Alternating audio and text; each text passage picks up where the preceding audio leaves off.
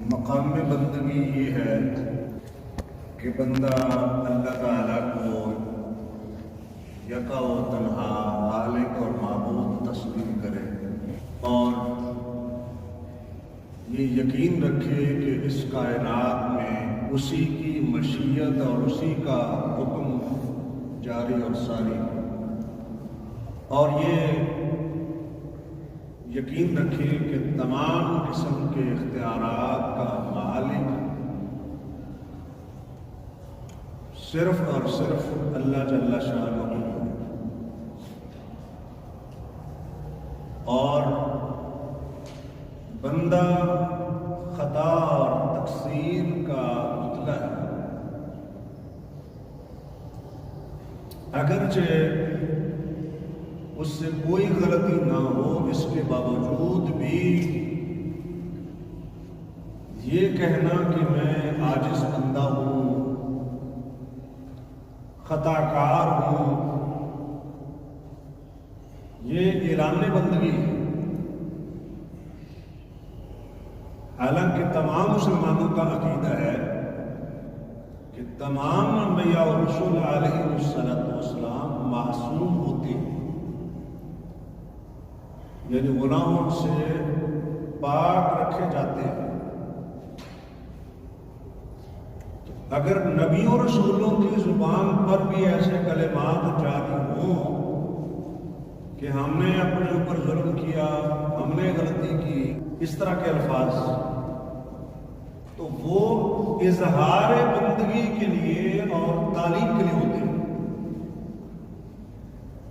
یعنی بندے نے جو بندگی ظاہر کرنی ہے اس کے لیے ہوتے ہیں، اور نبیوں کی طرف سے امت کے لیے تعلیم ہوتی ہے کہ گناہگار بندے ان کلمات کے ساتھ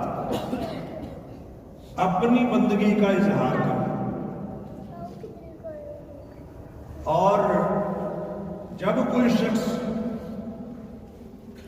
یہ عقیدہ رکھتے ہوئے اپنے اعمال کی فکر کرتا ہے تو پھر اللہ جل شانہ کی توفیق اس کے شامل حال ہوتی ہے، وہ اللہ کی مدد کا حقدار بن جاتا ہے، اللہ کی شفقت و رحمت کا مستحق بن جاتا ہے، پھر یقیناً اللہ تعالیٰ اس کو مقام بندگی پر کھڑا کر دیتے ہیں، جو اصل مقام بندگی ہے۔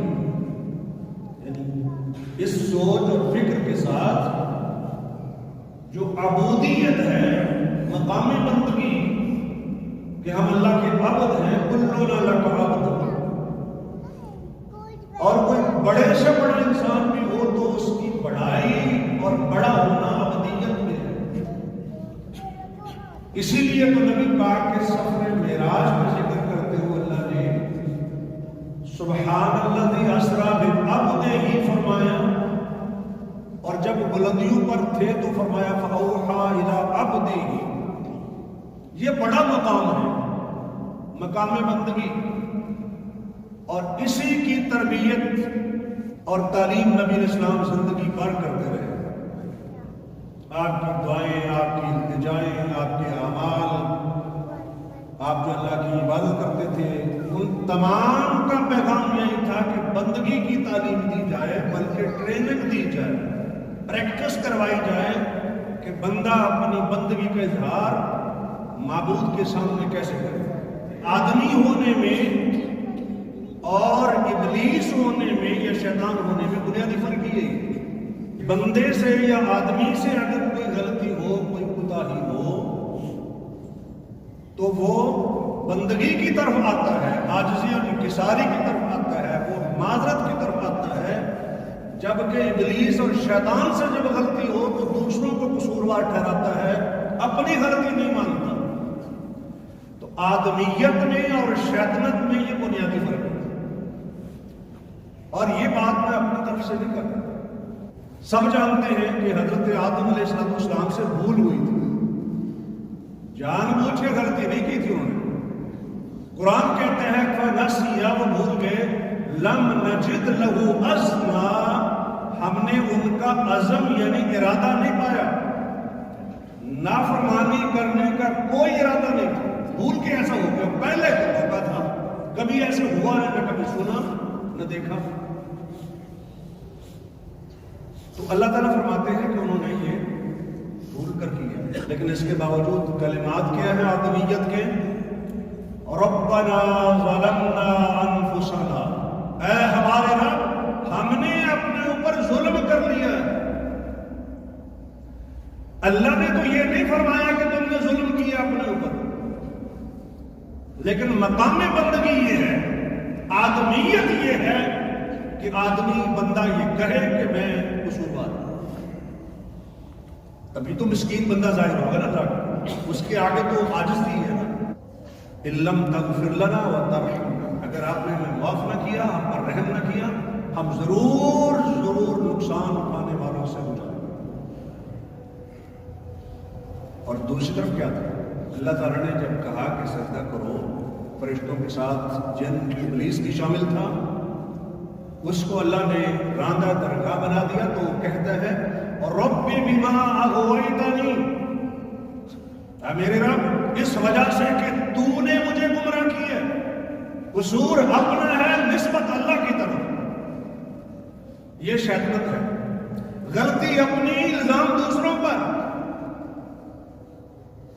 یہ جب بھی کوئی کرے، جہاں بھی کرے، جس زمانے میں بھی کرے، یہ شیطنت ہے، اپنی غلطی کا قصوروار دوسروں کو ٹھہرا، گمراہ خود ہوا ہے اور رب سے کہہ رہا ہے کہ تو نے مجھے گمراہ کیا ہے، اب میں کیا کروں گا، لَأُزَيِّنَنَّ لَهُ فِي الْأَرْضِ، میں اب زمین کے اندر دنیا کی چیزوں کو خوبصورت بنا کے پیش کروں، اٹریکشن پیدا کروں گا دنیا کی چیزوں میں ان کے لیے تاکہ وہ بہت جائے، مجھے گمراہ کیا تو میں ان کو کروں۔ صحیح بات یہ تھی کہ وہ خود گمراہ ہوا تو کہتا کہ ان کو بھی کروں گا، کہ میں خود تو ناکام ہوا ہی ہوں، دوسروں کو بھی کر کے چھوڑوں۔ یہ کیا ہوا کہ میں فیل ہو کر باقی سب لوگ پاس ہو گئے، یہ شیطان کی سوچ ہے۔ اللہ تعالیٰ فرماتے ہیں، اس نے کہا وَلَأُغْوِيَنَّهُمْ أَجْمَعِينَ، میں ضرور ان سب کو گمراہ کر دوں گا۔ سورۃ ہجر، یہ تو قرآن میں ہے، اس نے کہا کامیاب ہو گیا کہ نہیں ہوا؟ اللہ کے بندو، یہ شیطان جو اعلان کرتے ہیں، جو نقشے بناتے ہیں، جو منصوبے بناتے ہیں مسلمانوں کے خلاف، اللہ کے بندوں کے خلاف پلاننگ کرتے ہیں، ضروری نہیں ہے کہ وہ کامیاب بھی ہو جائے۔ بھئی اس سے بڑی بات کیا ہے کہ وہ کہہ رہا ہے کہ میں ضرور سب کو گمراہ کروں گا، نہیں کر سکا، نبیوں کو نہیں کر سکا، ولیوں کو نہیں کر سکا، عالم دین کو نہیں کر سکا، گناہگار مومنین ہیں وہ بھی کبھی کبھی بیٹھ جاتے ہیں، لیکن ان کو ڈی ٹریک نہیں کر سکا۔ دنیا کی ساری پریشانیوں کے باوجود یہ دیکھ لیں، جب مسجد میں نماز کے بعد سلام کرے گا کتنے لوگ یہاں ہوئے، یہ تمانچہ ہے، تمانچہ ابلیس کے منہ پر، اس نے کہا تھا کہ میں سب کو گمراہ کروں گا، سب کو نہیں کرتا۔ یہی بات تو اللہ تعالیٰ نے فرمائی تھی، فرشتوں سے فرمایا تھا جب انہوں نے کہا کہ یہ فساد برپا کرے گا، خون ریزیں کرے گا، فرمایا میں وہ کچھ جانتا ہوں جو تم نہیں جانتے ہو، ما لا تعلمون، میرے پاس وہ علم ہے جو تمہارے پاس نہیں ہے۔ میں سے کر رہا ہوں کہ مقام بندگی یہ ہے، اور اس کے مقابلے میں ابلیسیت یہ ہے، قصور اپنا ہو دوسروں پہ ڈال دیں، خود ناکام ہوئے ہو دوسروں کو ناکام کرنے کی کوشش کریں، اپنا بزنس تو خراب ہوا دوسروں کو بھی کریں گے، معاشرے میں ہم ذلیل تو ہوئے ہیں، دوسروں کی عزت بھی خاک میں جائیں گے، یہ شیطنت ہے، ابلیسیت ہے۔ حضرت سیدنا نوح علیہ السلام کا ذکر اللہ نے کیا، رب انی اعوذ بک من ان اسألک، اے اللہ میں آپ کی پناہ مانگتا ہوں کہ آپ سے ایسی چیزوں کے بارے میں پوچھوں ما لیس لی بہ علم، جس کا مجھے علم نہیں ہے، وَإِلَّا تَغْفِرْ لِي وَتَرْحَمْنِي، اگر آپ نے مجھے معاف نہ کیا، مجھ پر رحم نہ کیا، اکن من الخاسرین، تو میں نقصان اٹھانے والوں سے ہو جاؤں۔ آدم ثانی سیدنا نوح علیہ السلام، کیا گناہ کیا تھا انہوں نے؟ نبی تو معصوم ہوتے ہیں، بس اتنی بات تھی کہ شفقت پدری نے آ کر بیٹے کے بارے میں قیدی التجا کر دی میرا بیٹا ہے، میرا اہل ہے، میرے خاندان کا فرد ہے، اللہ نے فرمایا کہ مت سوال کیجیے۔ وہ جو سوال کرنا تھا نا بیٹے کے بارے میں کہ اللہ اس کو بچا لے، کون باپ ہے جو نہیں چاہتا کہ اس کی اولاد بچ جائے؟ یہ تو انسان کی فطرت میں اللہ نے بات رکھی ہے۔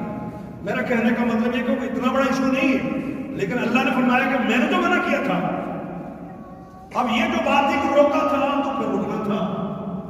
اسی پر جناب دیکھیں آپ حضرت نوح علیہ السلام مقام بندگی پہ کھڑے ہیں اور کہہ رہے ہیں کہ اللہ اگر آپ نے مجھے معاف نہ کیا، مجھ پر رحم نہ کیا، نقصان اٹھانے والوں سے سوچوں گا۔ یہ ہے آدمیت، یہ ہے مقام بندگی، اور نبیوں کی یہ تعلیم ہماری تعلیم کے لیے ہے، نبیوں کا یہ اسوہ ہمارے عمل کے لیے ہے۔ اسی طرح کرو جیسے انبیاء کرتے تھے، کیونکہ انعام یافتہ لوگوں کا راستہ یہی ہے، جو نماز میں بھی ہم پڑھتے ہیں انعمت علیہم، ان میں من النبیین ٹاپ آف دی لسٹ ہے انعام یافتہ لوگ، اس راستے پر ہم نے چل رہے ہیں۔ تو نبیوں کے واقعات پھر اسی طرح حضرت ابراہیم علیہ السلام کا ذکر کرتے ہوئے اللہ تعالیٰ فرماتے ہیں الذی خلقنی فہو یہدین، مقام بندگی کہ اللہ وہ ہے جس نے مجھے پیدا کیے ہے اور وہی میری رہنمائی فرماتا ہے، والذی هو یطعمنی ویسقین، وہی مجھے کھلاتا ہے اور وہی مجھے پلاتا ہے، وَإِذَا مَرِضْتُ فَهُوَ يَشْفِينِ، اور جب میں بیمار ہوتا ہوں شفا وہ دیتا ہے۔ پہلے بات کیا ہو رہی تھی؟ وہی کھلاتا ہے، وہی ہدایت دیتا ہے، وہی پلاتا ہے، اسی نے پیدا کیا ہے، اور یہاں آ گیا کہ وہی شفا دیتا ہے۔ لیکن جب بیماری کی بات آئی تو یہ نہیں کہا کہ جب وہ بیمار کرتا ہے تو شفا بھی وہی دیتا ہے، یہ نہیں کہا۔ یہ ادب ہے اللہ کی بارگاہ کا۔ جب میں بیمار ہوتا ہوں، حالانکہ بیماری اللہ کے اذن کے بغیر نہیں آ سکتی، میں نے پچھلے خطبے میں کہا اللہ کا اذن نہ ہو تو کوئی بندہ بیمار نہیں ہو سکتا۔ دنیا بیمار کرنے پر زور لگا لے کہ اس کو بیمار کرنا ہے، یہ کرنا ہے، وہ کرنا ہے، نہیں ہو سکتا جب مالک نہ چاہے۔ یہ عقیدے کا مسئلہ ہے۔ تو یہ نہیں کہا کہ جب آپ منع کرتے ہیں تو شفا بھی آپ ہی دیتے ہیں، کہا جب میں بیمار ہوتا ہوں، مدرسے میں کوئی میری بد پرہیزی ہوگی، کوئی بے احتیاطی ہوگی، کوئی ایسا معاملہ ہو سکتا ہے، تو عاجزی اور انکساری اور ادب کی وجہ سے بیماری کی نسبت اپنی طرف کی ہے، فرمایا وہی شفا دیتا ہے۔ والذی یمیتنی ثم یحیین، موت بھی اسی کی طرف سے، وہی مجھے زندہ کرے گا، ثم یحیین۔ والذی اطمع، وہ ذات کہ جس کے بارے میں مجھے امید ہے، ان یغفر لی خطیئتی یوم الدین، کہ قیامت کے دن میری غلطی کو معاف کر دے گا۔ کہاں ہے غلطی؟ خطیہ کدھر ہے؟ جد الانبیاء سیدنا ابراہیم خلیل علیہ السلام، واتخذ اللہ ابراہیم خلیلا، انی جاعلک للناس اماما واتبع ملت ابراہیم حنیفا۔ اتنے جلیل القدر پیغمبر، لیکن مقام بندگی پہ کھڑے ہو کے کہہ رہے ہیں کہ جس سے مجھے امید ہے کہ قیامت کے دن میری غلطی معاف فرما دے، اور غلطی ہے بھی نہیں، جن کا نامہ اعمال غلطیوں سے بھرا پڑا ہو، وہ اکڑے بیٹھے ہیں، وہ انسانوں کو انسان نہیں سمجھے، وہ سمجھتے ہیں کہ شاید سب سے بڑے حادث نامی ہوتے ہیں، اور جن کی غلطیاں نہیں ہے وہ کہہ رہے ہیں کہ ہم اللہ سے امید کرتے ہیں کہ اللہ قیامت کے دن ہماری غلطیاں معاف کرے گا۔ بندگی کا تقاضا یہی ہے، میں عرض یہ کرنا چاہتا ہوں۔ اور دوسرے مقام پر یہ ہے کہ رب اجعل ھذا البلد آمنا، سیدنا ابراہیم علیہ السلام عرض کرتے ہیں اے میرے رب اس شہر کو یعنی مکہ مکرمہ کو امن والا بنا دیجئے، بلد امین بنا دیجئے۔ اور جو ہمارا موضوع ہے مقام بندگی کے اظہار کے لیے، ذرا غور فرمائیے گا، وَجْنُبْنِي وَبَنِيَّ أَن نَعْبُدَ الْأَصْنَامَ، سورۃ ابراہیم۔ اللہ مجھے بھی بچائیے اور میرے بیٹوں کو بھی بچائیے کہ کہیں وہ بتوں کی عبادت نہ کرنے لگ جائے۔ اللہ مجھے بتوں کی عبادت سے بچانا، میرے بیٹوں کو، میری اولاد کو بھی بتوں کی عبادت سے بچانا۔ کون کہہ رہے ہیں؟ جو بت شکن ہے۔ واقعات اور علم ہے، قرآن نے ذکر کیا سورۃ الانبیاء میں، سارے بت توڑ دیے، بڑے کو چھوڑ دیا عبرت کے لیے۔ سورۃ الانبیاء، وہ جو بت شکن ہے وہ یہ کہہ رہا ہے کہ اللہ مجھے بت بتوں کی عبادت سے بچانا، میری اولاد کو بچانا.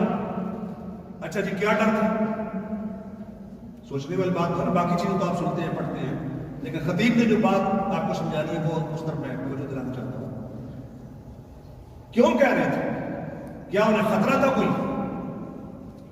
تو یہ پیغام ہے کہ آدمی خواہ کتنا ہی میچور کیوں نہ ہو، اس کا عقیدہ کتنا ہی صحیح کیوں نہ ہو، اس کا ایمان کتنا ہی اسٹرانگ کیوں نہ ہو، پھر بھی ایمان کی فکر کرتے رہنا یہ مقام بندگی ہے،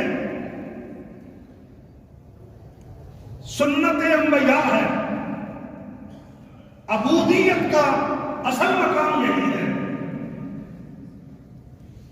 اور ان کی پیروی میں ایمان والوں کا بھی یہی طریقہ ہے.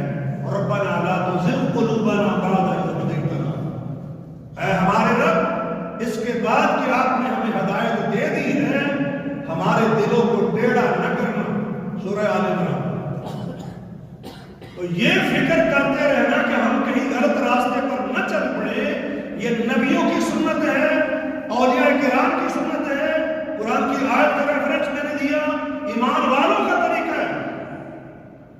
ہم تو ذرا سا سمجھدار ہو جائے تو کہتے ہیں کوئی بات نہیں ہے، بچہ سمجھدار ہے، بیٹی سمجھدار ہے. میچورٹی، اس مالک کو نہیں پتا تھا کہ یہ میچور ہوا کہ نہیں ہوا. اس مالک نے جس نے سارے نبیوں کا سردار نبی بنا کے محمد رسول اللہ کو بھیجا اور انہوں نے ان کاموں سے منع کیا ہے، تو اس پیغمبر کے علم میں یہ بات نہ تھی کہ یہ انسان میچور ہے. کیوں منع کیا؟ تمہارا علم زیادہ ہے اللہ رسول کا. میں یہ جذباتی بات نہیں کر رہا، میں آپ کو عقیدے کا مسئلہ بتا رہا ہوں، سمجھا رہا ہوں. لیکن کرتے ہیں لوگ باتیں معاشرے میں، چونکہ لوگ اس طرح کی باتیں فلوٹ کرتے ہیں. میں سمجھدار ہوں، میں بچہ تھوڑا ہوں، اس طرح کی باتیں کرتے ہیں لوگ. اللہ کو نہیں پتا تھا، جس نے حکم دے دیا کہ یہ کام نہیں کرنا، معلوم تھا. اور اس کے بعد جب رزلٹ سامنے آتے ہیں تو پھر کہتے ہیں مولوی صاحب ٹھیک ہی کہتے تھے، پروفیسر صاحب نے صحیح توجہ دلائی تھی، لیکن ہم نے غور نہیں کیا. تو میں اپنی طرف سے تو آپ کو کچھ عرض کر نہیں رہا، میں اپنی طرف سے کچھ نہیں کہہ رہا، میں آپ کو ایک بات پر ریفرنس دے رہا ہوں قرآن مجید سے، حدیث مبارکہ سے. ہاں مجھے بھی غلطی رکھ سکتی ہے کسی بات کو سمجھنے میں، یہ امکان موجود ہے، ظاہر وہی تو نبیوں پر آتی ہے مجھے. لیکن اگر ریفرنس قرآن کی بات اگر وہ سمجھ آ رہی ہو تو فالو کرنا چاہیے اس کو. تو میں عرض یہ کر رہا ہوں کہ مقام بندگی یہی، وہ جس کے گھرانے میں بت توڑے جاتے تھے،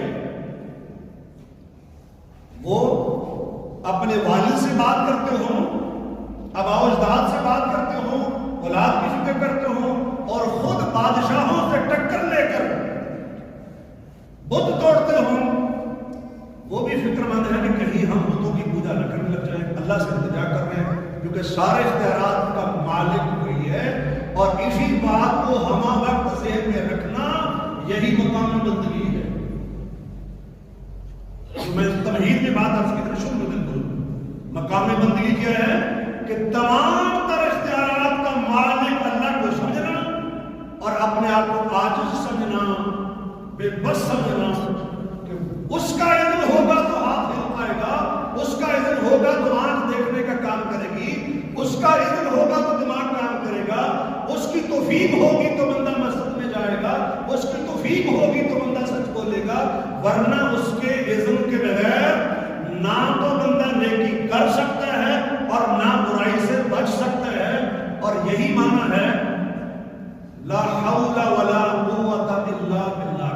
پڑھتے ہیں عرش کے خزانوں میں سے اللہ نے اپنے عرش کے نیچے کے خزانوں میں سے یہ کلام دیا لا حول ولا قوت الا باللہ. اکثر پڑھا کریں اور پھر سوچیں کہ اس کا معنی کیا ہے. میں نے عرض کر دیا اللہ کی توفیق کے بغیر نہ تو نیکی کر سکتے ہیں اور اس کی توفیق کے بغیر برائی سے بھی نہیں بچ سکتے. اس کی توفیق ہوگی تو وہ ہم بچیں گے. تو جب اس کی توفیق سے نیکی کی ہے تو نیکی پر اکڑنے والی بات کہاں سے آ گئی؟ نیکی کر کے گناہگاروں کو حقیر سمجھنے والی بات کہاں سے آ گئی؟ یا تو ذاتی کمال تھا نا کہ ذاتی کمال سے نیکی کی ہے تو پھر تو آپ اتراتے اور لوگوں کو کم تر سمجھتے. جب اس مالک کی توفیق سے نیکی کی ہے تو پھر تو شکر گزار ہو، پھر شکر گزاری کا جذبہ ہونا چاہیے کہ اللہ کی توفیق سے یہ نیک عمل ہم سے ہو گیا، اللہ نے توفیق عطا فرمائی کہ یہ اچھا کام ہو گیا، اللہ نے توفیق عطا فرمائی کہ جمعہ پڑھنے کے لیے آ گیا، اللہ کی مہربانی ہے، اس کا فضل ہے، اس کا احسان ہے۔ مقام بندگی عرض کرتا ہوں، سیدنا موسیٰ علیہ السلام اللہ سے عرض کرتے ہیں کہ اللہ وَتَهْدِي مَن تَشَاءُ، آپ جسے چاہتے ہیں ہدایت سے نوازتے ہیں، انت ولینا، آپ ہی ہمارے ولی کارساز ہیں، فاغفر لنا، ہمیں معاف کر دیجئے، وارحمنا، ہم پر اپنی رحمتوں کا نزول کیجئے، وانت خیر الغافرین، آپ بہترین معاف فرمانے والے ہیں۔ اور دوسری دعا میں ہے جب ایک بندہ ان سے غیر ارادی طور پر مر گیا تھا، غیر ارادی طور پر، سورۃ القصص، فَوَاكَزَهُ مُوسَىٰ فَقَضَىٰ عَلَيْهِ، دو بندے لڑ رہے تھے، ایک کو موسیٰ علیہ السلام نے مکہ مار دیا، وہ بندہ وہیں پہ مر گیا۔ مکہ آلات قتل میں سے نہیں ہے، یہ توجہ ہے حضرت، مکہ آلات قتل میں سے نہیں ہے، مکے سے عام طور پر بندہ قتل نہیں ہوتا، اس لیے اگر مکہ مارنے سے بندہ مر جائے تو یہ نہیں کہا جائے گا کہ اس کی جان بوجھ کے بندہ قتل کیا۔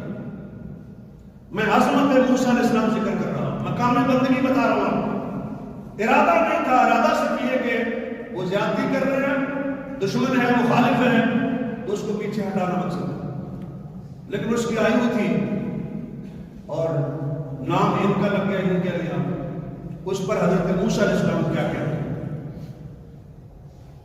ہم ہوتے تو کہتے ہیں اس نے میں تو بس کوئی مارنا ہوں، کسی بندہ کے مرتا ہے، میرا کیا قصور ہے؟ مقام بندگی عرض کر رہا ہوں، دعا کرتے ہیں رب انی ظلمت نفسی، اے میرے رب میں نے اپنے اوپر ظلم کیا ہے، فاغفر لی، مجھے معاف کر دیجئے۔ اللہ فرماتے ہیں فغفر لہ، تو اللہ نے انہیں معاف فرما دیا، انہ هو الغفور الرحیم، اس لیے کہ وہی بہت بخشنے والا، بہت رحم کرنے والا ہے۔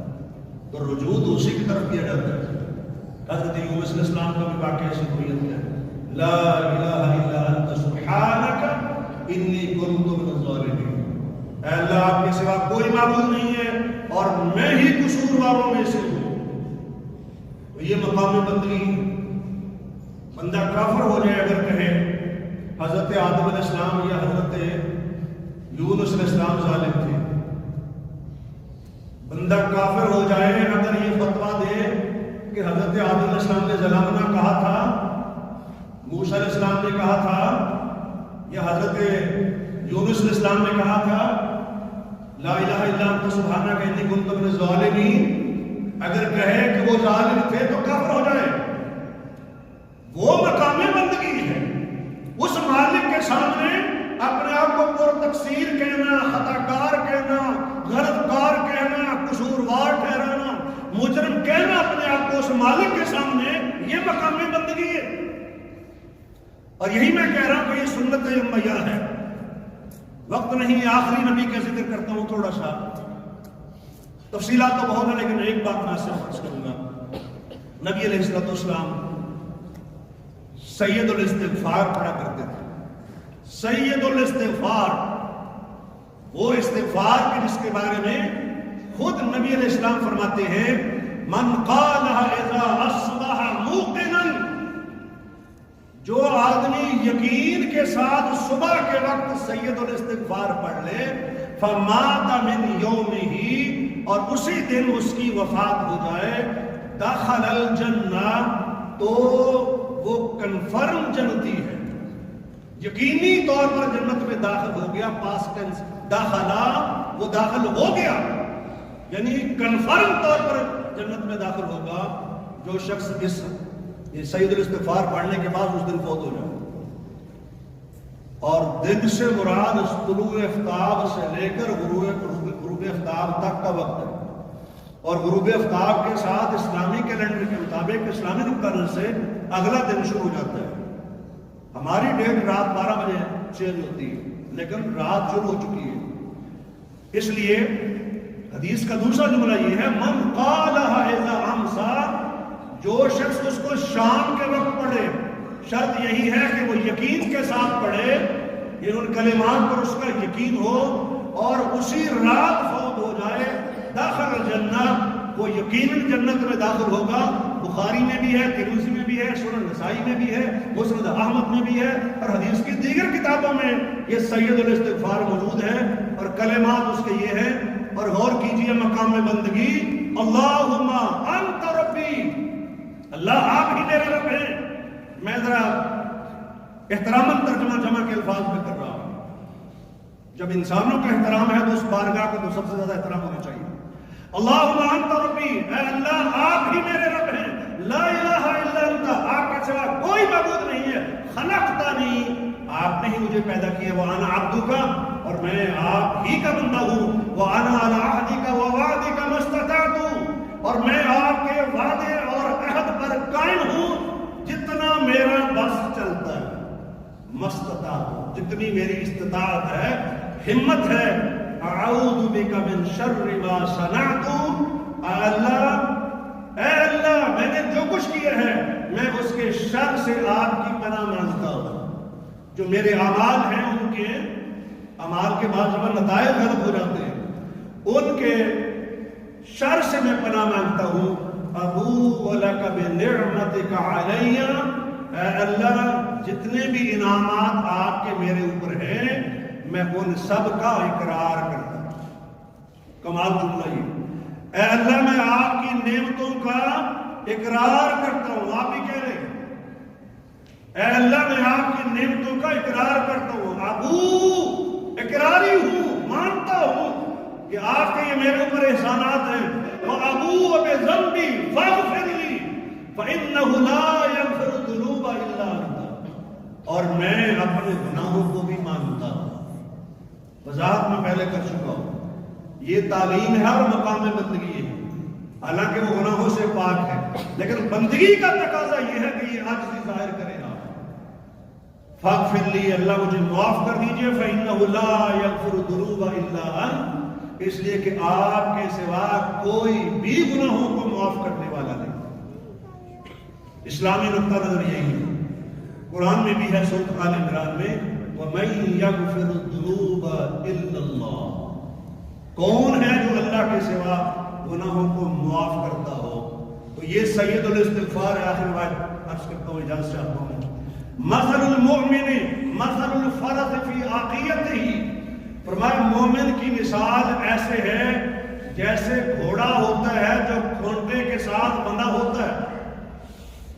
پنجابی میں قلعہ کہتے ہیں نا، کسی کھونٹی کے ساتھ گھوڑا جب بندھا ہوتا ہے تو کیا کرتا ہے؟ نبی پاک فرماتے ہیں یجول ثم یرجع الی عقیتہ، وہ گھومتا ہے، رسی بندھی ہوئی ہے نا، وہ گھومتا ہے، ادھر جاتا ہے ادھر جاتا ہے، اور گھوم پھر کے اسی کھونٹے پہ آ جاتا ہے، اسی پیک کے اوپر واپس آ جاتا ہے وہ۔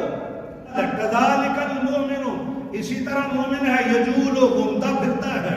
کیا مطلب؟ اس سے گناہ ہو جاتا ہے، اس سے ناشکری ہو جاتی ہے، اس سے کوئی بدعملی ہو جاتی ہے، وہ ڈی ٹریک ہو جاتا ہے، ذرا دور ہو جاتا ہے شریعت اسلامیہ سے، اللہ سے تھوڑا سا رابطہ اس کا کمزور ہو جاتا ہے، تھوڑا سا ادھر ادھر گیا، اور پھر حتیٰ یرجع، یہاں تک کہ وہ واپس لوٹ جاتا ہے، ثم یرجع الی الایمان، پھر وہ ایمان کی طرف واپس پلٹ آتا ہے، اور واپس پلٹ آتا ہے تو پھر وہ مومن ہے، مقام بندگی پر کھڑا ہے، اور واپس نہیں آتا، آگے بڑھتا چلا جاتا ہے، آگے بڑھتا چلا جاتا ہے، اور دور سے دور چلا جاتا ہے، ضلال بعید تک پہنچ جاتا ہے، ثم لا یرجعون، کہ پھر واپس نہیں پلٹتے ہیں۔ منافقوں کا تو وہ کام ہے، لیکن مومن واپس آتا ہے۔ اس لیے نبی پاک نے فرمایا کہ اللہ اس بندے کو بہت پسند فرماتا ہے جو بار بار توبہ کرتا ہے، اللہ کی طرف رجوع کرتا ہے۔ اللہ تعالیٰ نے اس کتاب و سنت سے توفیق عطا فرمائے۔ وآخر دعوانا الحمدللہ۔